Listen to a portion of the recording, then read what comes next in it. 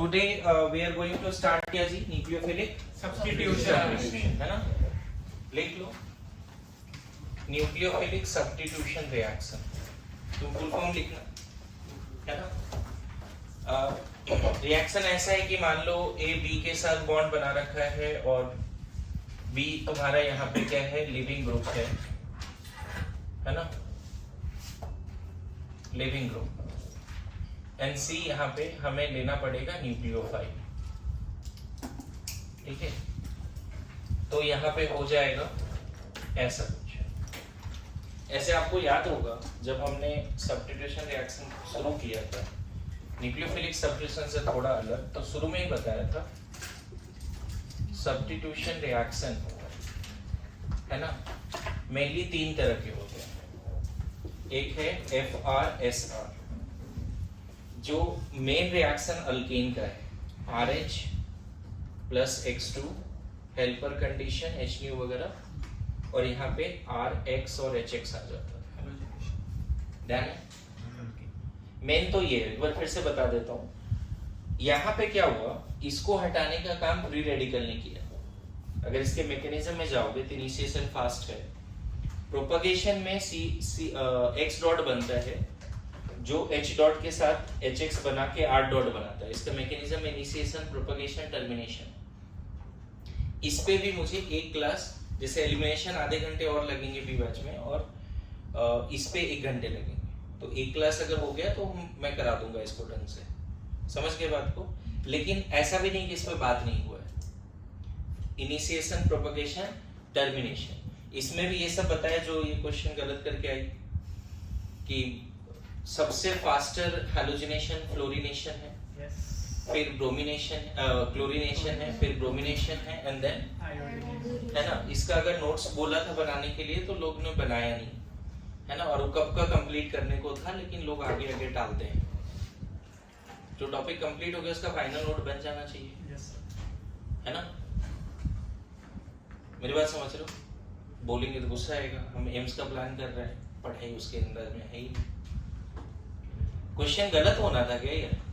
Reactivity क्या है एकदम सबको याद रहता है, F2Cl2 Br2I2, और यहाँ पे बताया था रिएक्टिविटी सेलेक्टिविटी प्रिंसिपल, तो ये एक्सेप्टेबल नहीं है, सिंपल सा बात है। खैर जो भी हो, फ्री रेडिकल सब्स्टिट्यूशन में क्या होता है, रेडिकल सब्स्टिट्यूशन का काम करता है। एक रेडिकल आता है और सम एटम और ग्रुप को हटाता है, और यहाँ अच्छी बात है, सम atom or group of atom hydrogen.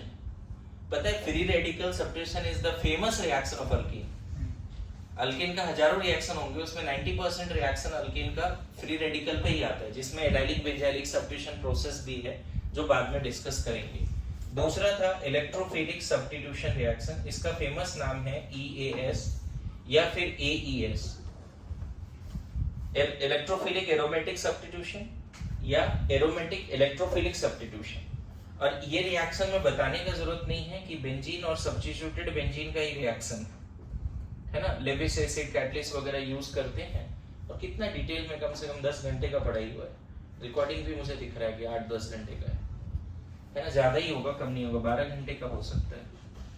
तो यहाँ पे इस हाइड्रोजन को हटाने का काम कौन करता है?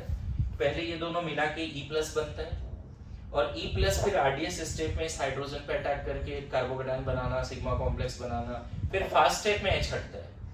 इसकी स्टोरी याद होगी आपको, कम से कम 30-40 टाइम्स बोला है, 150 क्वेश्चन, 25 क्वेश्चन अभी आ गए आज के टेस्ट में, इसी पे नोट्स रिवाइज कर लेंगे तो हो जाएगा। जो इसका सबसे मेन पार्ट बचा था सब्स्टिट्यूशन इज, ऐसे समझो कि अकेले सब्स्टिट्यूशन का वेटेज पूरे अदर एडिशन, एलिमिनेशन, उन सब से कहीं ज्यादा है। तुम देखते हो टाइम लगता है इसमें भी अच्छा खासा टाइम लगा, है ना। तो अब है तुम्हारा न्यूक्लियोफिलिक सब्स्टिट्यूशन, इसी को बोल रहे हैं न्यूक्लियोफिलिक सब्स्टिट्यूशन रिएक्शन, जो मेन पार्ट था बचा हुआ है। मैं फिर रिपीट करूं, इन दोनों में डिस्कशन मैं SRG बैच में नहीं कर रहा। हाँ, इसमें जरूर बात होगा, फिनॉल जब टॉपिक नहीं है, फिनॉल का सब रिएक्शन एक जगह लिखा देंगे, रीमर टीमर हो गया, कॉलवेज हो गया, वो सब एक जगह पे लिखा देंगे, घबराने की बात नहीं। पी बैच के लिए इस पे 1 घंटे टाइम देंगे हम, ताकि उसके नोट्स और अच्छे से बनाएं और रिवाइज करें, ओके। लेकिन अभी आने वाले में किसी को टाइम नहीं मिलेगा, यहीं पे सीखना है, एक्स्ट्रा टाइम नहीं मिलेगा, 100% यहीं पे सीखना ही क्या है। तो देखो यहाँ पे क्या होगा, कोई आर ग्रुप होगा जो लिविंग ग्रुप से जुड़ा होगा, और कोई न्यूक्लियोफाइल आएगा और उसको हटा के R N U and leaving group minus बन जाएगा। Some atom or group of atom is substituted by some other atom or group of atom is called substitution if some atom which is being substituted by nucleophile, it is called nucleophilic substitution. जो हट रहा है उसको nucleophile हटाने का काम कर रहा है, तो उसका नाम क्या हो जाएगा, न्यूक्लियोफिलिक सब्स्टिट्यूशन, है ना। यहाँ पे याद करो, अगर C फ्री रेडिकल है, इस रिएक्शन में अगर C फ्री रेडिकल है तो हम बोलते थे फ्री रेडिकल सब्स्टिट्यूशन। C अगर इलेक्ट्रोफाइल है, RDS स्टेप में इलेक्ट्रोफाइल जा रहा है और B को हटाने का काम कर रहा है, तो वो होता था इलेक्ट्रोफिलिक सब्स्टिट्यूशन। RDS स्टेप में C न्यूक्लियोफाइल के फॉर्म में गया और B को हटा दिया, तो उसको बोलते हैं हम लोग न्यूक्लियोफिलिक सब्स्टिट्यूशन। बोलो, तो इस पे नोट्स और इस पे क्वेश्चंस, इस पे नोट्स और इस पे क्वेश्चंस हो जाना चाहिए। इवन मेरा होमवर्क था कि एनसीईआरटी हर जगह से पढ़ के आना है ये सब। सिर्फ एरोमेटिक हाइड्रोकार्बन में ये सब नहीं पढ़ना था। EAS ये ज्यादा फेमस नाम है। आपको याद है क्लोरोबेंजीन में भी 2 पेज एनसीईआरटी लिखा है। वो क्वेश्चन याद है, although chlorine is +M-I but it ortho para director, वो पेज एनसीईआरटी का जो पढ़ाया था, वो पेज ढंग से पढ़ना है दोबारा, एक नोट्स बनानी है। फेनॉल में भी याद होगा, जब नाइट्रेशन करा रहे थे कॉन्सेंट्रेटेड सल्फ्यूरिक एसिड HNO3 से, तो पिक्रिक एसिड बन रहा था, जबकि डाइल्यूट HNO3 से करा रहे थे तो ऑर्थो और पैरा वाला बन रहा था। फेनॉल में भी 2-3 रिएक्शन डिस्कस किया हमने, यस और नो। लेकिन फेनॉल फिर से हेडिंग देंगे, फेनॉल का जैसे बेंजीन में हमने 7-8 ग्रुप जोड़े, उसी तरह फेनॉल हेडिंग देंगे और फेनॉल में भी कुछ ग्रुप जोड़ेंगे। ऑब्वियसली वो सारे ग्रुप हो सकते हैं जो हमने बेंजीन में जोड़े, लेकिन फेनॉल के लिए कुछ और भी आ सकते हैं। एनिलीन में भी बेंजीन ESR दे रहा था, याद करो। यहाँ पे क्या कर रहा है, halogenation, sulphonation, nitration, fiddle craft alkylation, acylation. उसी तरह से हम देखेंगे फेनॉल भी उस तरह के रिएक्शन देंगे और कुछ अलग भी देगा, क्योंकि फेनॉल एक्टिवेटेड रिंग। तो अभी मैं इस पे बात नहीं कर रहा हूँ, अभी मेनली इस पे बात करने वाले हैं, ठीक है। इसका जो मेरे हैंड रिटन नोट्स है 44 पेजेस के होंगे, PDF आज ही शेयर करूंगा, है ना, वो करना है, ओके। लेकिन फॉर द टाइम भी आज का होमवर्क ये है, वो पार्ट तो करना ही है। इस पार्ट में क्वेश्चंस करिए बच्चे। एरोमेटिक हाइड्रोकार्बन में जैसे GOC2 का जो एम्स वाले क्वेश्चंस हैं पुराने वाले, वो करना है। मेरी बात आ रही समझ में? अच्छे क्वेश्चंस करने हैं, और जो मैंने PDF फॉर्म में भेजा है ड्राइव में, वो करने हैं। ये टेस्ट पेपर में जो क्वेश्चंस है वो करने हैं। अभी लास्ट पेपर जो टैब टेस्ट हुआ था उसमें भी ये सारे के क्वेश्चन थे, 15 में से कम 8-10 बनने चाहिए ना। इतना बार रिवीजन पढ़ किया है तो पढ़ने चाहिए, ओके। तो इस सीक्वेंस में जब भी आज के बाद सब्स्टिट्यूशन रिवीजन होगा, पूरा एक साथ होगा, मतलब नोट्स इस अंदाज में बनाओ कि फ्री रेडिकल ये और ये सब एक साथ रिवाइज होगा, ओके। अभी जब तक पढ़ रहे हो तुम इसमें स्टिक करोगे। लेक्चर 1 होगा न्यूक्लियोफिलिक सब्स्टिट्यूशन का, ये खत्म, 4-5 लेक्चर में खत्म हुए, ये अब शुरू होने वाला है, ठीक है। इसको लिखो जल्दी से, हेडिंग दो, लेक्चर 1 दो, ये पार्ट भी लिखो। लेकिन बताओ ये फिर से क्यों लिखा मैंने, ताकि आपको रिवीजन का पैटर्न पता चले। बिना रिवीजन किए तो याद होना नहीं है, क्लियर है? नाउ बात हो रही है न्यूक्लियोफिलिक सब्स्टिट्यूशन की। न्यूक्लियोफिलिक सब्स्टिट्यूशन रिएक्शन, इसका टाइप देखो क्या है। इसका टाइप 2 तरह से हम लोग पढ़ेंगे, एक sp3 कार्बन पे और एक sp2 कार्बन पे, इस तरह से पढ़ेंगे। sp3 कार्बन पे जो न्यूक्लियोफिलिक सब्स्टिट्यूशन रिएक्शन होता है, उसका फर्दर जो टाइप है वो इस तरह से SN1 SN2 SNINGP, neighbour group participation, ये सब। और the famous compound which undergo nucleophilic substitution are alkyl halides, ठीक है, अल्कोहल्स, है ना, एंड ईथर। लेकिन ध्यान रखना, यहाँ पे हैलोजन किससे जुड़ा होगा, sp3 कार्बन से।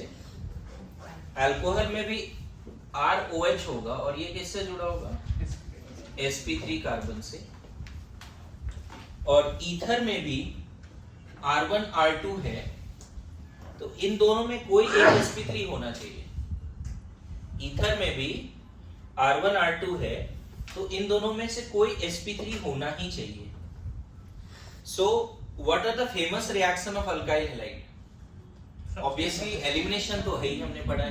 Famous reaction of alkyl halide is elimination. But at the same time another very famous reaction of alkyl halide is nucleophilic substitution by these mechanisms.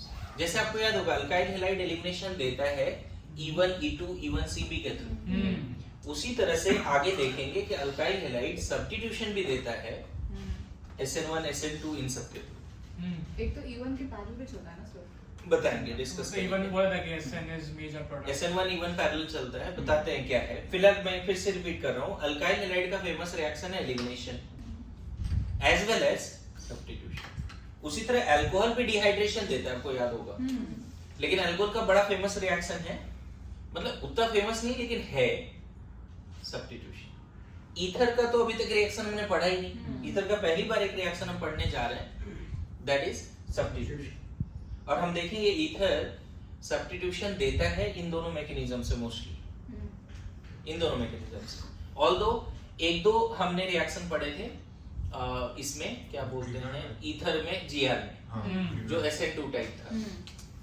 खैर, sp3 कार्बन पे जो है वो एराइल हैलाइड है, aryl halide, और एक है acid derivative. देखो एराइल हैलाइड में भी हैलोजन किससे जुड़ा है? sp2 कार्बन से। बोलो, हैलोजन किससे जुड़ा है? sp2 कार्बन से। यहाँ पे एसिड डेरिवेटिव sp2 कार्बन, ठीक।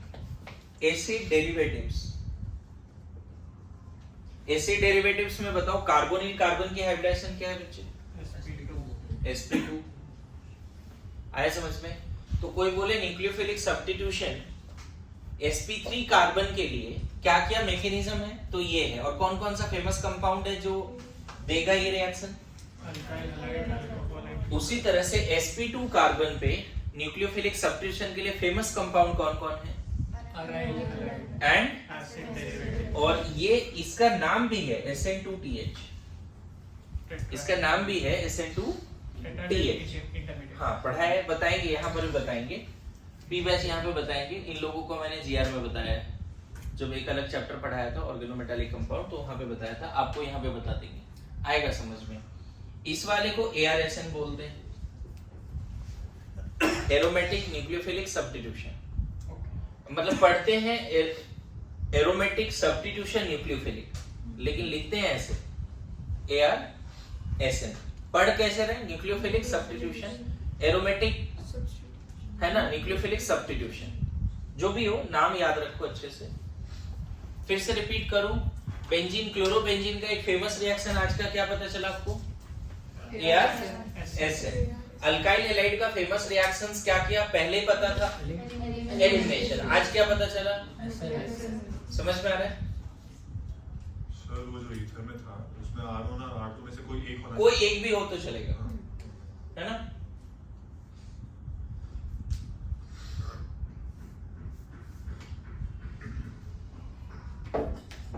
देखो, एक तो मैंने पूरे सब्स्टिट्यूशन को 3 पार्ट में क्लासिफाई किया। फ्री रेडिकल, है ना, पूरे सब्स्टिट्यूशन को 3 पार्ट में क्लासिफाई किया। फ्री रेडिकल, इलेक्ट्रोफिलिक है, न्यूक्लियोफिलिक। अब न्यूक्लियोफिलिक का फिर क्लासिफिकेशन चल रहा है। क्या हमने कोई अल्कोहल का फेमस रिएक्शन पढ़ा है? Dehydration, H+ and heat, concentrated H2SO4 and heat, या फिर क्लियर हो रहा है क्या बोल रहा हूं, है ना। अभी भी जिनको लग रहा है कि इलेक्ट्रोफिलिक सब्स्टिट्यूशन में दिक्कत है, पूरी रिकॉर्डिंग पड़ी हुई है, दिन रात देखो, नोट्स रिवाइज करो, हो जाएगा, है ना। करना ही पड़ेगा, ऑप्शन नहीं। Okay,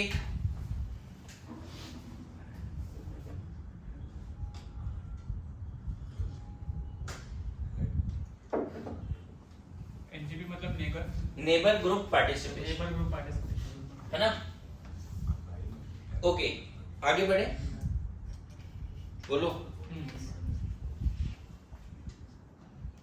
So very famous reaction of alkyl halide is elimination as well as substitution. कैसे होता है अभी तक पढ़ा नहीं, लेकिन इतना जरूर आइडिया लग गया। जैसे आपको याद होगा मैंने क्लास में लाइन लिखा है, most common reaction of aromatic compounds are electrophilic substitution, EAS बताया। उसी तरह most common reaction of alkyl halides are elimination as well, यहां दो आ जाए, elimination as well as nucleophilic substitution. In fact nucleophilic substitution बहुत फेमस है, पूरा हेलोअल्केन हेलोअरिन इसी पे बेस्ड है।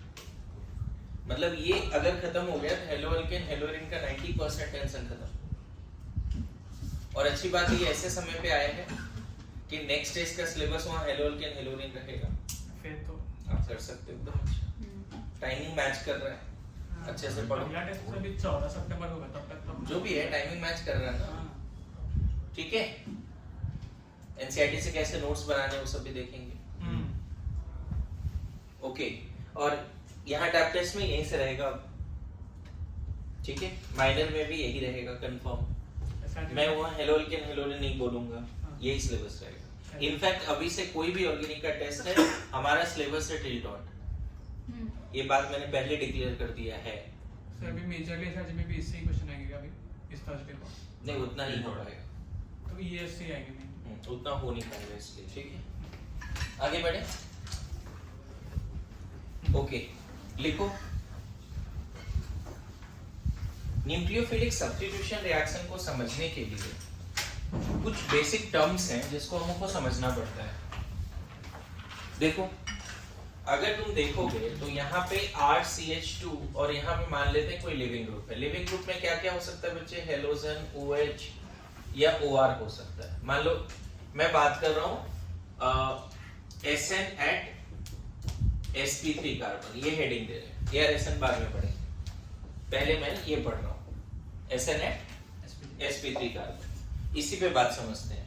बताओ, आपको पता है कि यहाँ पे इलेक्ट्रोफाइल न्यूक्लियोफाइल साथ में रहेगा, क्योंकि फ्रीली सिर्फ न्यूक्लियोफाइल तो मिलता नहीं, ये बात पता है। जैसे NaOH है मान लो, तो OH माइनस, यहाँ पे ये ना मोर इलेक्ट्रोनेगेटिव है, तो इस पे डेल प्लस आई, इस पे डेल माइनस आई, बॉन्ड पोलर है।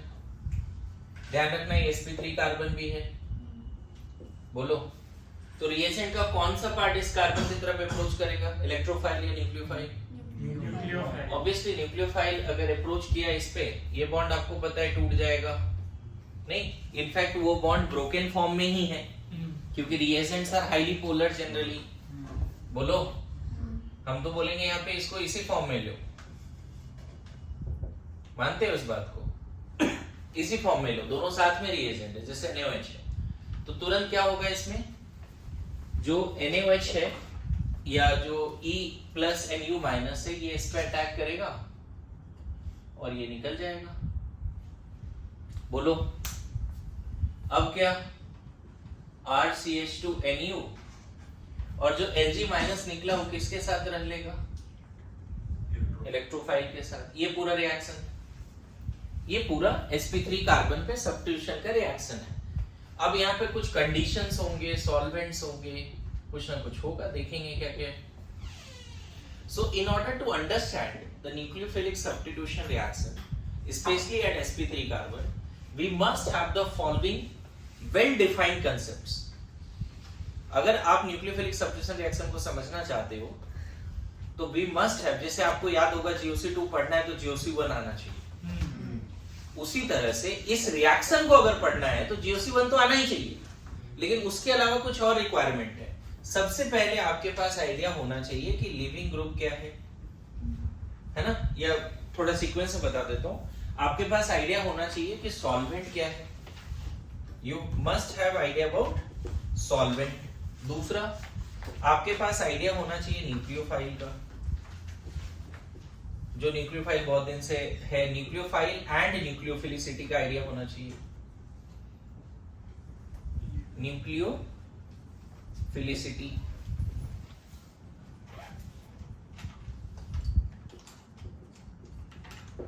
तीसरा आइडिया होना चाहिए आपको लिविंग ग्रुप का, ठीक है।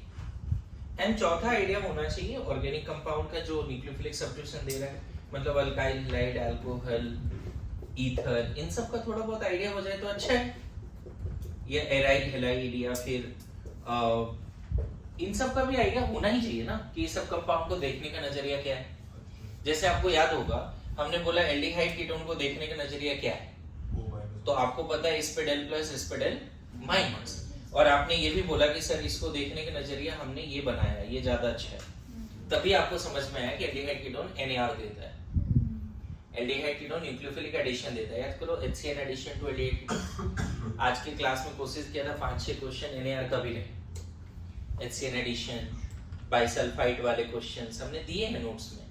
NAR के भी कुछ क्वेश्चंस थे, है ना। अब वो पता ही नहीं चल रहा लोगों को एल्डिहाइड कीटोन देखे NAR का है, जबकि NAR कंबाइंड में अच्छे से पढ़ा था हमने, ऐसा नहीं कि नहीं पढ़ा था, नोट्स भी बनाया था हमने। इनफैक्ट उसके 10 क्वेश्चन तो रिएक्टिविटी वाला बोर्ड पे लिखे थे जो तुम्हारे कॉपी में लिखे हुए हैं कि कौन सा एल्डिहाइड कीटोन ज्यादा रिएक्टिव है। 7-8 रिएजेंट हमने ऐड किए थे। तो चलो वो तो NAR था, एल्डिहाइड कीटोन का फेमस रिएक्शन है NAR। वो क्वेश्चन याद, वुड यू एक्सपेक्ट, याद है? तो उसी तरह से आपको यहाँ पे क्या लिखना है, in order to understand nucleophilic substitution reaction we must have clear cut concept of, है ना, लिख लो जज्बात। In order to understand nucleophilic substitution reaction we must have following well defined concepts.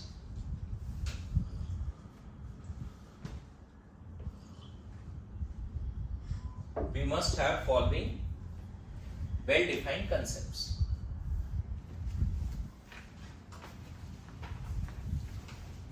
देखो सॉल्वेंट के बारे में समझते हैं। सॉल्वेंट क्या है,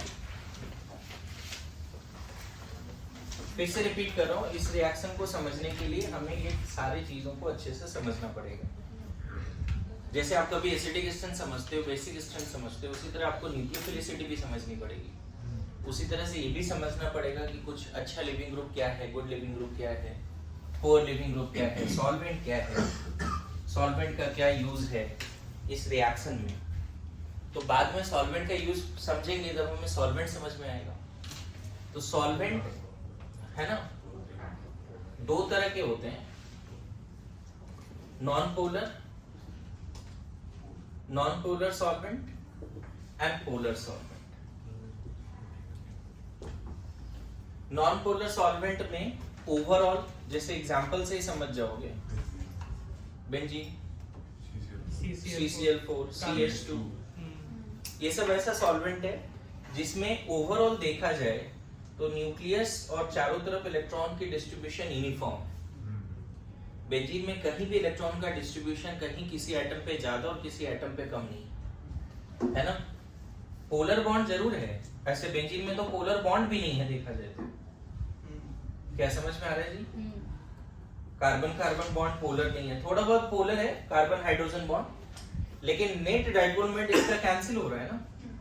देखो अगर ये बॉन्ड थोड़ा पोलर है लेकिन पोलैरिटी कैंसिल हो रही है, क्या हम ऐसा बोल सकते हैं बेंजीन में किसी पर्टिकुलर कार्बन पे ज्यादा इलेक्ट्रॉन डेंसिटी है?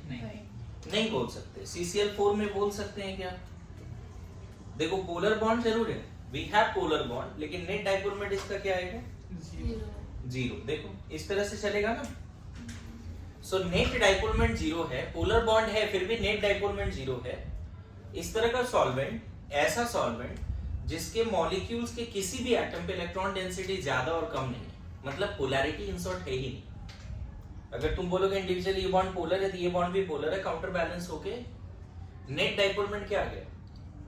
ये सब अल्केन में भी अगर बात करो, हेक्सेन, हेप्टेन, ये सब नॉन पोलर सॉल्वेंट है। हेक्सेन, हेप्टेन है ना, C7H कितना 16, ये भी तुम्हारा नॉन पोलर सॉल्वेंट है। आ रहा है समझ में? नाउ पोलर सॉल्वेंट का फर्दर क्लासिफिकेशन। अच्छा एक बात बताओ फिर से, नॉन पोलर सॉल्वेंट को अगर हम एक इमेजिन करेंगे कैसा दिखता होगा, तो हम बोलेंगे कि उसके किसी भी एटम पे इलेक्ट्रॉन डेंसिटी ज्यादा और कम नहीं। ओवरऑल दूर से देखे तो हमें ऐसा लगेगा कि electrons are uniformly distributed throughout all the atoms. Yes और no? No exact partial positive, no exact partial negative, कोई पोलैरिटी नहीं। अच्छा यहाँ पे नॉन पोलर सॉल्वेंट भी दो तरह के होते हैं, polar protic polar aprotic. and polar aprotic, है ना? polar protic solvent, polar aprotic solvent, short में ऐसे लिख देते हैं, polar protic solvent and polar aprotic solvent. देखो polar protic का मतलब क्या है? पोलैरिटी तो है, साथ साथ में एक ऐसा H है जिस पे डेल प्लस है और एक ऐसा ग्रुप या एटम है जिस पे डेल माइनस. पोलर प्रोटिक का मतलब है पोल्स है, पोलर है तो पोल्स होगा, लेकिन positive pole must be on hydrogen and that hydrogen must be connected with highly electronegative atom, specially H bond वाला कंडीशन, जैसे FON, fluorine oxygen nitrogen sp carbon, like that.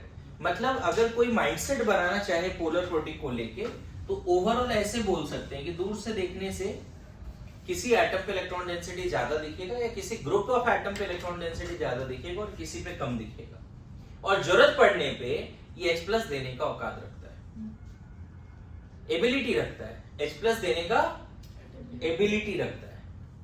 Yes no? बोलो. जैसे इसमें example में बहुत सारे लिख सकते हो, वाटर, अल्कोहल, एसिटिक एसिड, ये सब polar protic solvent. Positive pole water में हाइड्रोजन पे है, नेगेटिव पोल ऑक्सीजन पे. अल्कोहल में पॉजिटिव पोल हाइड्रोजन पे है, नेगेटिव पोल अगेन ऑक्सीजन पे. मतलब ऐसा सॉल्वेंट जो वीकली एसिडिक भी हो, एसिड नहीं है लेकिन वीकली एसिडिक नेचर शो कर सकता है. जैसे यहाँ पे दोनों एसिड भी है, लेकिन जब हम उसको सॉल्वेंट की तरह ट्रीट करते हैं तो हम मानते हैं कि उसका एसिडिक नेचर की वजह से हम नहीं रख रहे हैं, उसके पोलर नेचर की वजह से उसको सॉल्वेंट बना रहे हैं. मेरी बात समझ रहे हो? Polar protic, the solvent which is capable of giving H+ also sometimes. Sometimes क्या जरूरत पड़ने पे देगा ही देगा. ओके. जैसे हेप्टेन, हेप्टेन के पास हाइड्रोजन है बट ये हाइड्रोजन प्रोटिक है क्या? बेंजीन के पास हाइड्रोजन है, क्या वो प्रोटिक है? क्या H+ के फॉर्म में निकल सकता है क्या? नहीं. मेरी बात आ रही है समझ में? So what is polar protic solvent? अच्छी बात है, पोलर प्रोटिक सॉल्वेंट में नेगेटिव पोल और पॉजिटिव पोल दोनों लोकलाइज्ड होता है.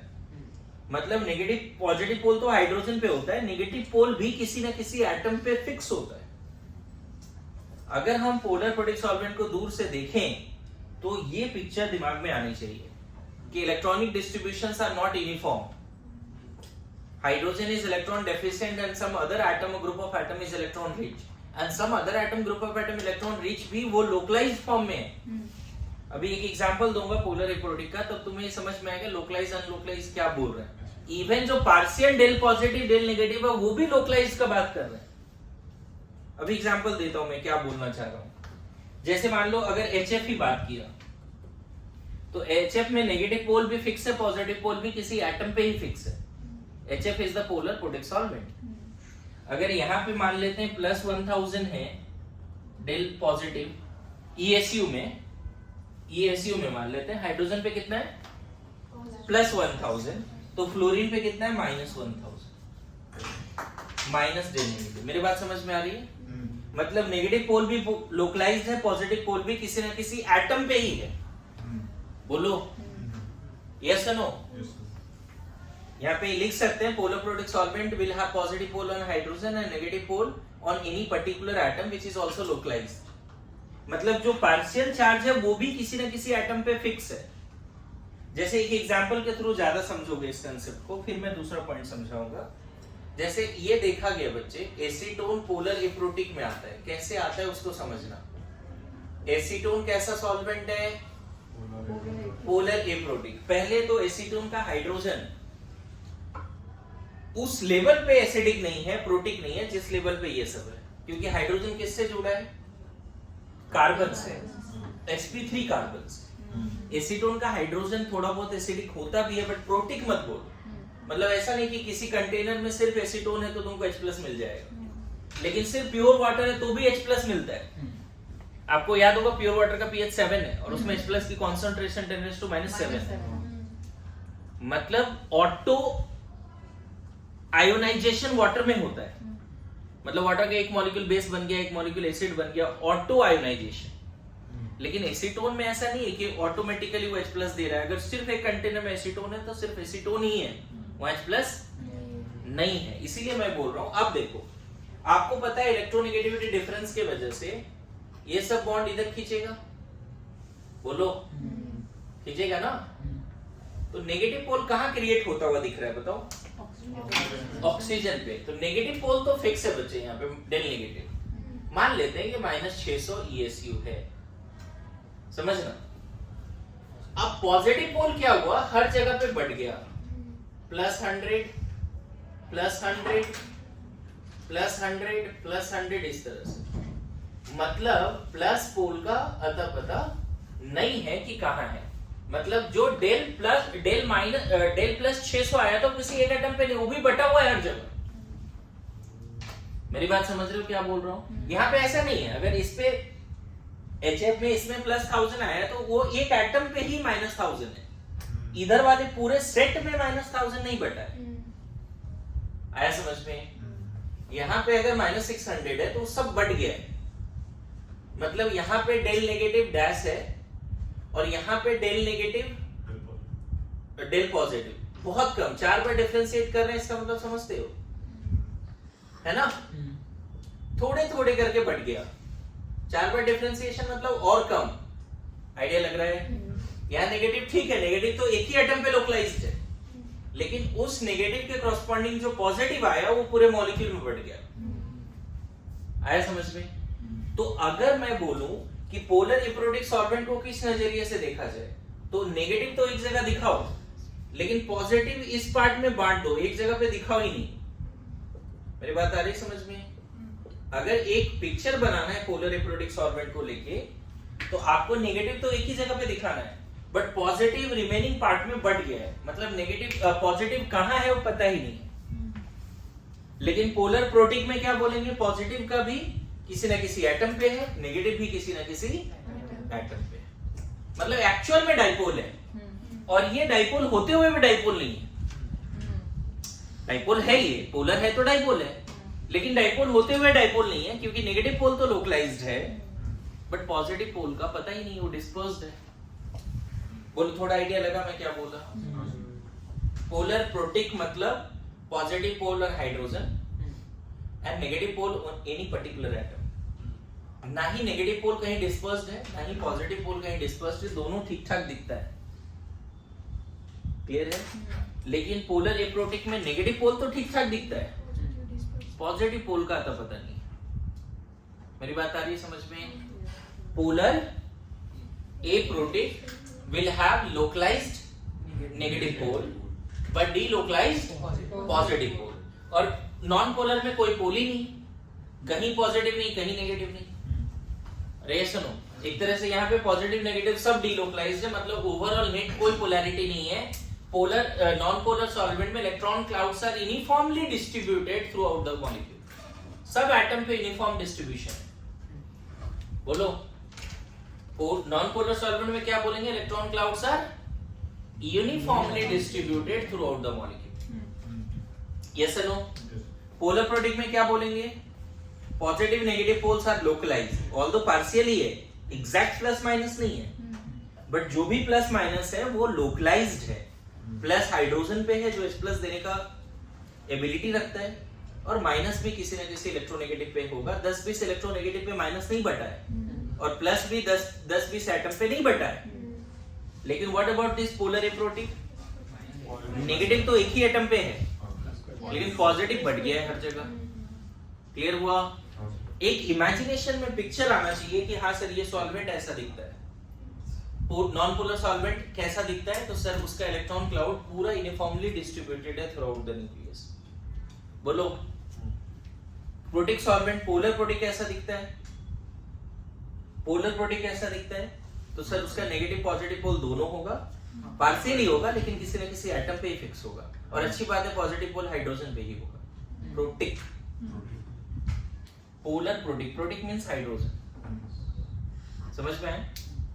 Polar aprotic means sir H+ तो नहीं देगा, ऐसा सॉल्वेंट जो H+ देने का एबिलिटी नहीं रखता है। बताओ कौन सा हाइड्रोजन H+ के फॉर्म में निकला है? किसी हाइड्रोजन पे डेल प्लस है ही नहीं सही से, तो H+ के फॉर्म में कोई हाइड्रोजन नहीं निकल सकता। पोलर एप्रोटिक, पोलर जरूर है बट प्रोटिक नहीं, समझ में है? H+ देने का एबिलिटी उसमें ऐसे फिर से ये मस्ट कंडीशन नहीं है, लेकिन जब तक वो सॉल्वेंट H प्लस नहीं देगा, हो सकता है एसिडिक एसिड H प्लस दे, उसको RMGX या किसी स्ट्रॉन्ग बेस से रिएक्शन कराओ, देगा H प्लस। लेकिन जब तक आप उसको सॉल्वेंट की तरह यूज करते हो, it is not going to give you H plus. समझ में है? जबकि वाटर सॉल्वेंट की तरह यूज करोगे और वो H प्लस देने का भी एबिलिटी रखता है। बोलो, तो मुझे बताओ पोलर प्रोटीक का एग्जांपल एकदम रियल टाइम में जो जो मॉलिक्यूल H बॉन्ड बना सकता है एक तरह से, वो पोलर प्रोटीक है। समझ में है? बोलो। अभी ना अलग से पोलर एप्रोटिक का एग्जांपल मैं बोर्ड पे लिख रहा हूं। पोलर सॉल्वेंट का एग्जांपल आप लिख ही लोगे। एसीटोन, एसीटोन क्या है? Polar aprotic solvent. एसीटोन क्यों? रीजन दिया, नेगेटिव पोल जरूर है, पॉजिटिव पोल पता नहीं है ना।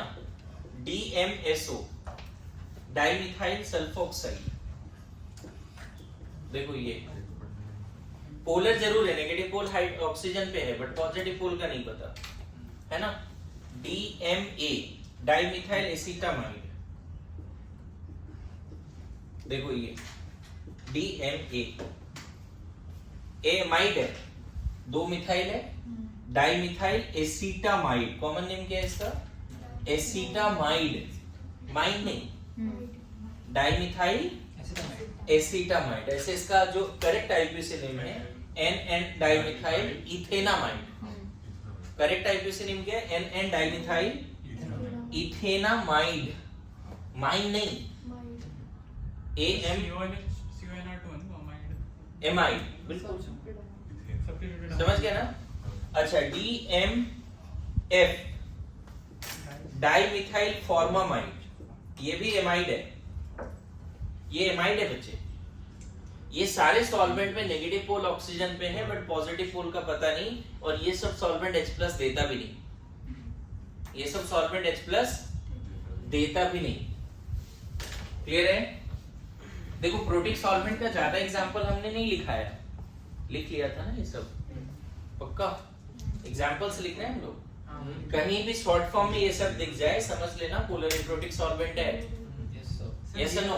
DMF में F किसके लिए था? फॉर्मामाइड। फॉर्मामाइड। देखो ये जो कंपाउंड है ना बच्चे, इसका नाम है मिथेनामाइड। क्या नाम है इसका? मिथेनामाइड या फॉर्मामाइड। कॉमन नेम क्या है?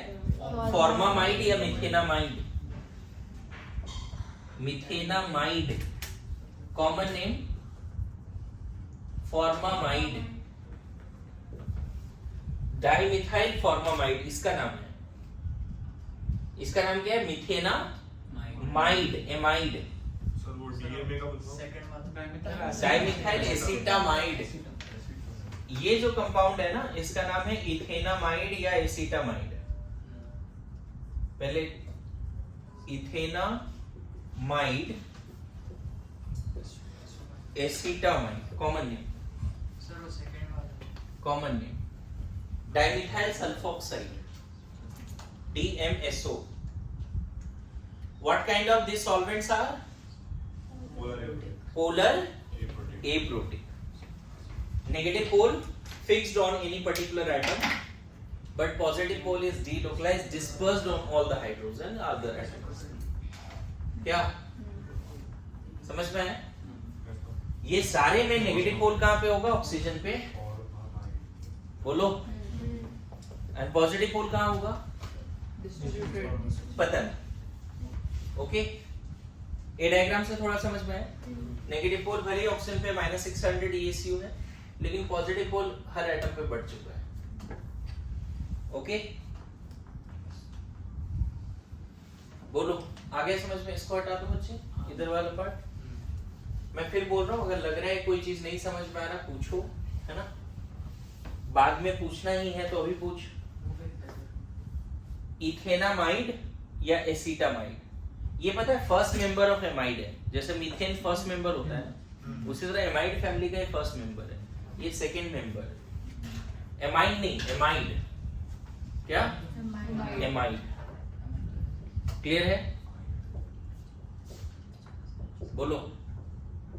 अच्छा, इसमें जितने भी ईथर्स होते हैं ना, वो भी पोलर एप्रोटिक ही होता है। नेगेटिव पोल तो है, बट पॉजिटिव पोल का पता नहीं, है ना। Ethers are polar aprotic solvents. Ether में भी तुम डाइमिथाइल ईथर, डाइइथाइल ईथर, है ना, या तुम साइक्लिक ईथर भी ले सकते हो, THF। समझ में आ रहा है? ये सब कैसा सॉल्वेंट है बच्चे? Polar aprotic. साइक्लिक ईथर में एक कार्बन साइक्लिक रिंग में लो, 2 कार्बन, डाइऑक्सिरेन इसका शायद नाम था, कभी लिखा था। ये THF है, टेट्राहाइड्रोफुरान, वो डबल बॉन्ड डालना पड़ेगा। है ना। नहीं, THF इसी को बोलते हैं, इसी का नाम है, कॉमन नेम है। वो तो सिर्फ फुरान है, अगर यहाँ डबल बॉन्ड है तो उसका सिर्फ फुरान है, हाँ हाइड्रोजनेट कर दिया ना उसको। टेट्राहाइड्रोफुरान, है ना, THF। ठीक है। ईथर का इन सब का नाम सोचना तो थोड़ा IUPAC ने नोट्स में है, इसका IUPAC नेम क्या होगा जो पता करना, इसका पता करना। ठीक है, बोलो, लिख लिया। Crown ethers are also polar aprotic solvents. Crown ethers, di epoxy है क्या?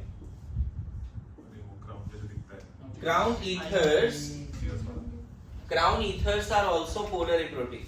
पता है यहाँ पे नेगेटिव पोल 4 ऑक्सीजन पे है, पॉजिटिव पोल का पता ही नहीं। Crown ethers are also polar aprotic. ठीक है, तो उसका फंक्शन कुछ तो क्या करता था? बताता हूँ थोड़ा टाइम। ये अपने यहाँ पर कैटायन को ट्रैप कर लेते हैं, Na+ वगैरह, Na+ को ट्रैप समझ गए ना। यहाँ पे Na+ को ट्रैप कर लेते हैं। ठीक है, crown ethers are polar aprotic. ठीक है, ओके। सो अब मैं यहाँ पे एक बात और पढ़ाना जा रहा हूँ। एक बड़ा इंपॉर्टेंट पॉइंट है, एग्जांपल तो रट लिया है, नोट में इस पॉइंट को आगे हम यूज करने वाले हैं। अगर यहाँ पोलर प्रोटिक सॉल्वेंट है और मैं यहाँ पे क्या करता हूँ, NaCl को डिसॉल्व कर देता हूँ। ठीक है, और यहाँ पर पोलर एप्रोटिक सॉल्वेंट है, DMSO, ईथर, जितना भी पढ़ा है उसमें से कोई है पोलर एप्रोटिक सॉल्वेंट। यहाँ पर भी Na+ और Cl- को डिसॉल्व कर देते हैं। ये देखा गया बच्चे, ये सॉल्वेंट का देखने का नजरिया क्या है, प्लस माइनस पोल, डेल प्लस डेल माइनस किसी ना किसी एटम पे है। और इसका देखने का नजरिया क्या है, माइनस पोल तो किसी एटम पे है बट प्लस पोल का अता पता नहीं है। ये पिक्चर है, बोलो। और मान लो एक नॉन पोलर सॉल्वेंट लेते हैं, नॉन पोलर सॉल्वेंट, यहाँ पर भी Na+ Cl- डाल देते हैं।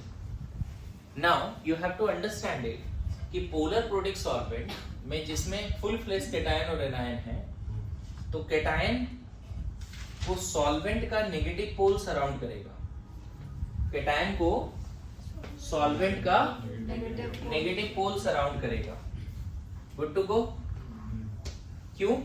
क्योंकि नेगेटिव पोल भी सॉल्वेंट पे कहीं ना कहीं फिक्स है। अरे पोलर प्रोटिक सॉल्वेंट में नेगेटिव पोल किसी ना किसी एटम पे है। तो इस प्रोसेस को बोलते हैं सॉल्वेशन, और अगर ये वाटर है तो कहलाता है हाइड्रेशन।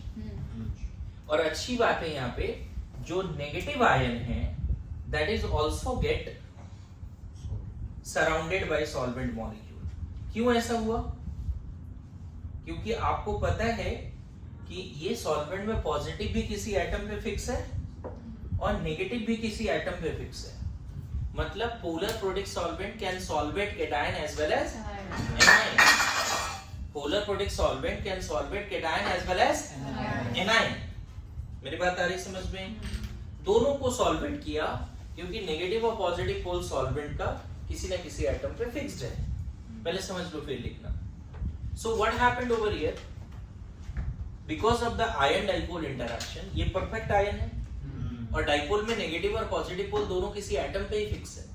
तो polar protic solvent can solvate cation as well as anion. Good to go, बोलो। लेकिन इस सॉल्वेंट में ना सिर्फ Na+ सॉल्वेट होगा। क्यों? नेगेटिव पोल ही तो अता पता है ना, पॉजिटिव पोल का तो पता ही नहीं है। बोलो, पॉजिटिव पोल तो बटा हुआ है ना इधर थोड़े थोड़े प्लस में, बोलो। और Cl माइनस यहाँ पे फ्रीली घूम रहा होगा। इस सॉल्वेंट में Cl माइनस का सॉल्वेशन नहीं के बराबर होगा। यहाँ पे कैटायन तो सॉल्वेट हो गया, बट Cl माइनस, ये बात आ रही समझ में? ये हर जगह पे मैं प्लस दिखाने को, तुम दिखा सकते हो डेल प्लस करके हर जगह पे। यस और नो? Cl माइनस के साथ यहाँ कुछ होगा क्या? Nothing, no solvation. समझ में आए? यहां पर चूंकि नेगेटिव पोल ही फिक्स था, इसीलिए cation ion dipole interaction show किया। एनायन जो है ये पार्शियल प्लस के साथ उतना एफिनिटी नहीं रख पा रहा है। And what about here?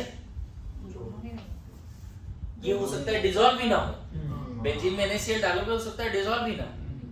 Water में NaCl डिसॉल्व भी होता है, एसीटोन में हो भी जाएगा थोड़ा बहुत, लेकिन बेंजीन में वो होगा भी नहीं। नो सॉल्वेशन, है ना, of cation as well as क्या? एनायन। मेरी बात आ रही समझ में? पहले इतना लिखो, उसकी में एक पॉइंट और बताना है मेरे को। अगर मान लो पोलर सॉल्वेंट में हम सारे हैलाइड्स आयन को डाल देते हैं, क्योंकि न्यूक्लियोफिलिक रिएक्शन में न्यूक्लियोफाइल की रिएक्टिविटी मैटर्स, राइट?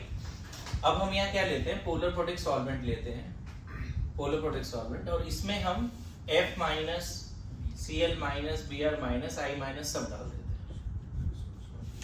ठीक है? एंड पोलर एप्रोटिक में भी हम सारे रिएजेंट डाल देते हैं, मतलब सारे एनायन के टाइम। इधर वाला पार्ट हटा देते हैं। बताओ, can you compare the reactivity of halides ion in these two solvents? F minus, Cl minus, Br minus, I minus. अगर आपको याद होगा एक्सटेंट ऑफ हाइड्रेशन का कंसेप्ट, है ना? Extent of solvation, extent of solvation proportional to, directly proportional to charge, inversely proportional to size in gas stage। सुना है कभी? Yes. ये हमने अभी इलेक्ट्रोकेमिस्ट्री में भी पढ़ा था। ये कंसेप्ट दोबारा पढ़ाया था इलेक्ट्रोकेमिस्ट्री में, अगर आपको ध्यान में होगा, कंडक्टेंस एंड वो सब वाला तो पढ़ाया था। जो बिगर साइज कैटायन है उसकी या एनायन है उसकी हाइड्रेशन कम होती है, और जो स्मॉलर साइज आयंस है उसकी हाइड्रेशन ज्यादा होती है। अच्छा, इन सब पे चार्ज सेम है तो चार्ज वाला फैक्टर तो लगेगा नहीं। तो अगर गैस फेज में साइज का बात करें, है ना, साइज इन गैस फेज, तब तो I माइनस सबसे बड़ा होगा, Br minus, Cl minus, F minus. इसमें डाउट है क्या? नहीं ना, चार्ज सबसे सब पे सेम। पहली बात, ये सारे एनायन यहाँ पे हाइड्रेट होंगे।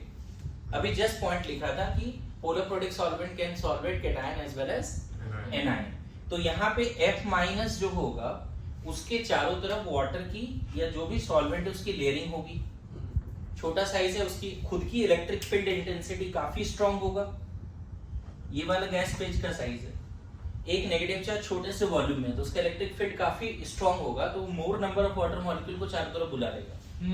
और वही अगर एक I माइनस का बात करो तो उसका गैस फेज में साइज तो बड़ा है, देखो ब्लैक वाला रेडियस देखो काफी बड़ा है, लेकिन इसके चारों तरफ वाटर की ज्यादा हाइड्रेट तो होगा, लेकिन एक्सटेंट ऑफ हाइड्रेशन किसका ज्यादा है? F माइनस एक्वस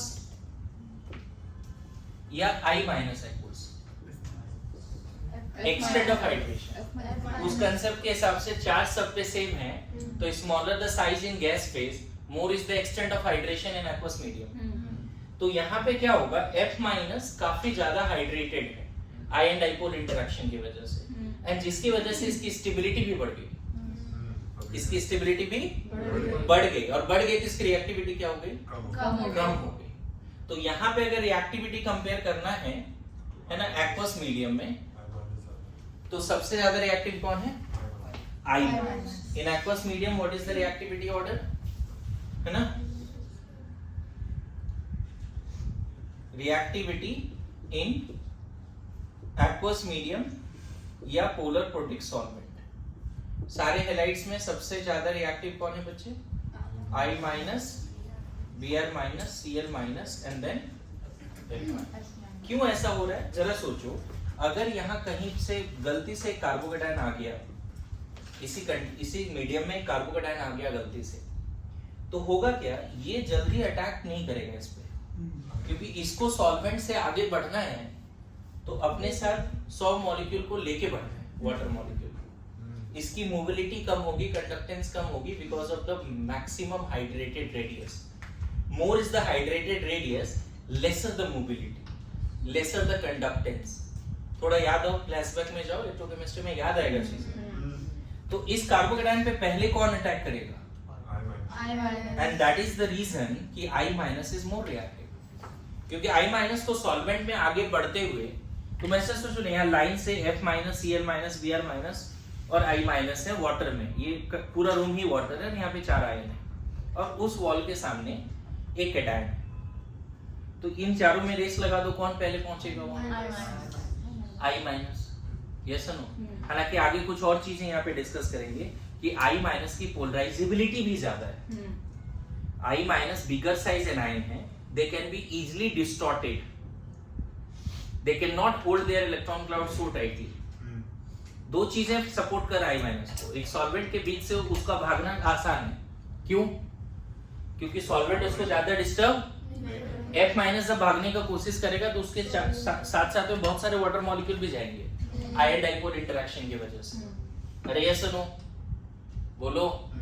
तो बताओ कौन से solvent, nucleophilicity can be affected by solvent or not? Yes. Reactivity of nucleophile can be affected by solvent or not?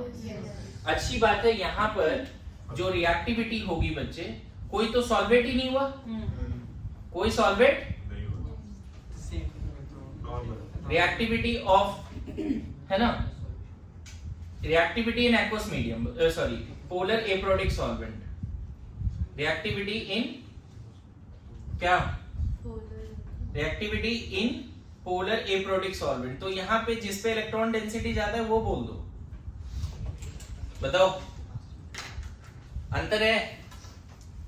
तुम बताओ, अगर ये सॉल्वेंट यहाँ पे सॉल्वेंट पोलर एप्रोडिक होता तो किसी भी आयन को आगे भागने में दिक्कत आती क्या?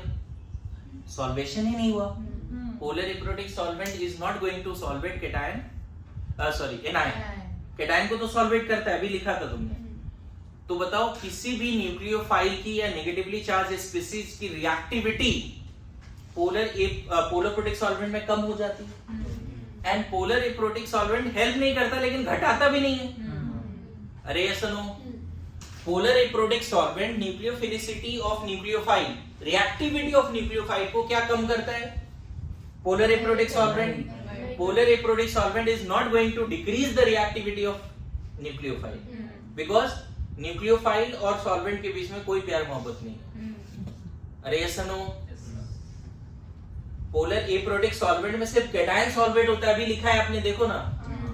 पोलर प्रोटिक सॉल्वेंट में दोनों सॉल्वेट होता है। चलो यहाँ हम कैटायन का बात क्यों नहीं कर रहे हैं? क्योंकि हम न्यूक्लियोफाइल का बात करना चाहते हैं, हम लोग न्यूक्लियोफिलिक सब्स्टिट्यूशन पढ़ना चाहते हैं। कैटायन क्या कर रहा है उससे क्या फर्क पड़ता है? अच्छा, इससे पहले वाले रिएक्शन में हम सॉल्वेंट का बात ही नहीं कर रहे थे क्योंकि एनहाइड्रस मीडियम ले रहे थे। वहां इलेक्ट्रोफाइल में इलेक्ट्रोफिलिसिटी की बात नहीं कर रहे थे क्योंकि मीडियम वहां था ही नहीं एक तरह से। यहाँ मीडियम का बड़ा इंपॉर्टेंट रोल है। फिर से रिपीट करूं, polar protic solvent can solvate cation and anion both, but cation हमें यूजलेस लग रहा है। कैटायन अटैक ही नहीं कर रहा है। अटैक कौन कर रहा है इस रिएक्शन में?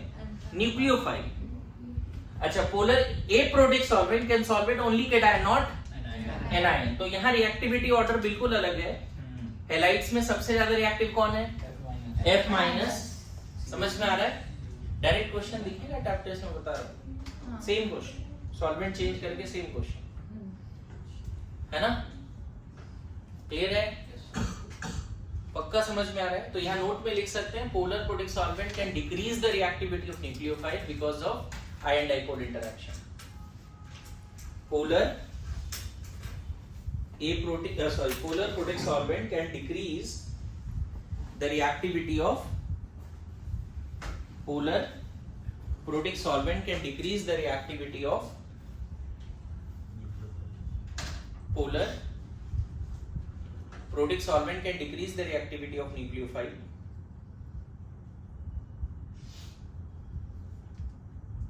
whereas polar aprotic solvent does not. Whereas polar aprotic solvent does not. वो रिएक्टिविटी कम आयन डाइपोल के कारण हुआ ना? आयन डाइपोल की वजह से कम हो गया, हाइड्रेशन की वजह से। बोलो, आया समझ में? अगर मान लो पूछा जाए तुमसे गुड न्यूक्लियोफाइल कौन है,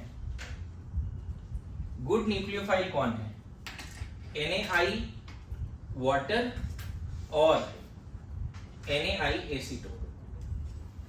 मान लो क्वेश्चन पूछा गया इन दोनों में ज्यादा अच्छा न्यूक्लियोफाइल कौन है? NaI water. पहले तो न्यूक्लियोफाइल कौन है इन दोनों में? I minus. वाटर तो सॉल्वेंट है, यहाँ पे एसीटोन सॉल्वेंट है। Na+ के बारे में मत सोचो। एसीटोन वाला ज्यादा अच्छा I माइनस रिएक्टिव कब होगा? जब वो एसीटोन में है या पानी में है? एसीटोन ये तो समझने वाली बात है ना। एसीटोन कम से कम I माइनस को सराउंड नहीं किया, लेकिन I माइनस को वाटर ने सराउंड किया। अरे समझा? ज्यादा अच्छा न्यूक्लियोफाइल कौन है? This one is good to go. Which one is better nucleophile? NaI in water or NaI in acetone? I minus is better nucleophile in water or in acetone? कोई भी न्यूक्लियोफाइल ज्यादा अच्छा हो पाएगा अगर सेम न्यूक्लियोफाइल, अलग अलग nucleophile मत लेना। ऐसा नहीं कि Cn minus in water and I minus in acetone, ऐसा कंपैरिजन नहीं। I minus in water and I minus in acetone, तो ज्यादा अच्छा न्यूक्लियोफाइल कौन है? I माइनस को वाटर ने अच्छे से घेर लिया। यहाँ पे आयन डाइपोल इंटरेक्शन इन दोनों के बीच में है नहीं, क्योंकि एसीटोन में नेगेटिव पोल है, पॉजिटिव पोल का अता पता नहीं है। बोलो, अरे आ रहा है समझ में? पक्की बात बोलिए।